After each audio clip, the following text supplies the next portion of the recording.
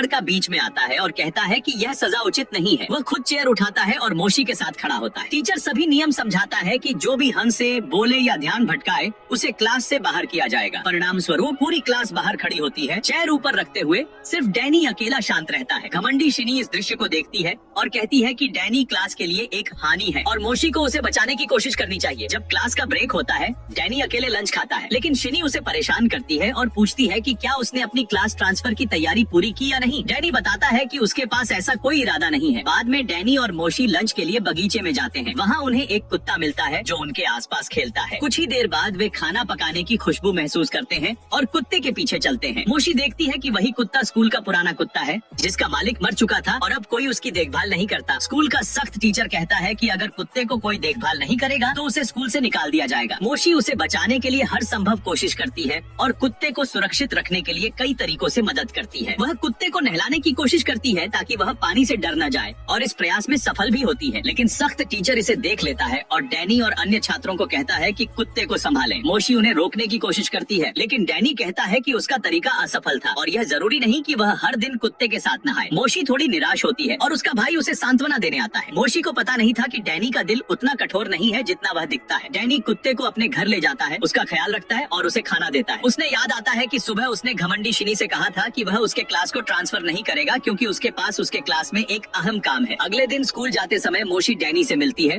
और साफ दिख रहा होता है कि वह उससे नाराज है, इसलिए वह उसे टालने की कोशिश करती है। स्कूल में वह जान जाती है कि उनके क्लास का टीचर कुछ छात्रों के बीच प्रेम संबंध की शंका जता रहा है। जब उसने उन बच्चों से पूछा तो उन्होंने सिर्फ हंसकर जवाब दिया कि वे सिर्फ दोस्त हैं। डैनी और मोशी से कहा जाता है कि वे उन बच्चों पर नजर रखें और अगर कुछ भी हो तो उन्हें सही सलाह दें क्योंकि वे अभी छोटे हैं। मोशी ये सब करने से बचना चाहती थी, खासकर डैनी के साथ, क्योंकि उसे अभी भी कुत्ते का मामला याद था। लेकिन जब वे टीचर के ऑफिस से बाहर निकलते हैं, डैनी समझाने की कोशिश करता है कि वह लड़के और लड़की के मामले को खुद संभालेगा और मोशी को इसमें शामिल होने की जरूरत नहीं है। मोशी उसकी बात को नजरअंदाज करती है और कहती है कि वह प्यार के बारे में कुछ नहीं जानती, लेकिन डैनी कहता है कि असल में मोशी ही प्यार नहीं जानती। मोशी कहती है कि कम से कम उसे टीवी सीरियल्स और फिल्मों के जरिए प्यार समझ में आता है। लंबे बहस के बाद वे समझौता करते हैं कि मोशी लड़की पर ध्यान देगी और डैनी लड़के पर। अगले दिन मोशी उस लड़की से बात करने की कोशिश करती है और डैनी लड़के से। इस बीच वे देखते हैं कि उन बच्चों ने अपने मोबाइल पर संदेशों के जरिए अगले दिन सिनेमा जाने का प्लान बनाया है। डैनी मोशी को याद दिलाता है कि जब वे बच्चे थे तो दोनों साथ में बैठे होते थे। डैनी पढ़ाई करता रहता था और मोशी खेलती रहती थी। मोशी उस समय उसे खेलने के लिए परेशान करती थी और डैनी उसकी बात मानकर खेल में शामिल हो जाता था। अगले दिन जब मोशी और डैनी दोनों सिनेमा देखने वाले बच्चों को देखते हैं, डैनी कहता है कि पहले उन्हें दूर से देखना चाहिए ताकि पता चले कि वे वास्तव में जुड़े हुए हैं या सिर्फ दोस्त हैं। डैनी इसे गंभीरता से लेता है और मोशी भी इसे गंभीरता से लेती है, लेकिन वह बीच बीच में बच्चों के लिए खाना लाती है और खुद को व्यस्त रखती है। वे दोनों उन्हें मॉल और फिर सिनेमा में देखते हैं और पाते हैं कि उनके बीच कुछ भी नहीं है, न हाथ पकड़ना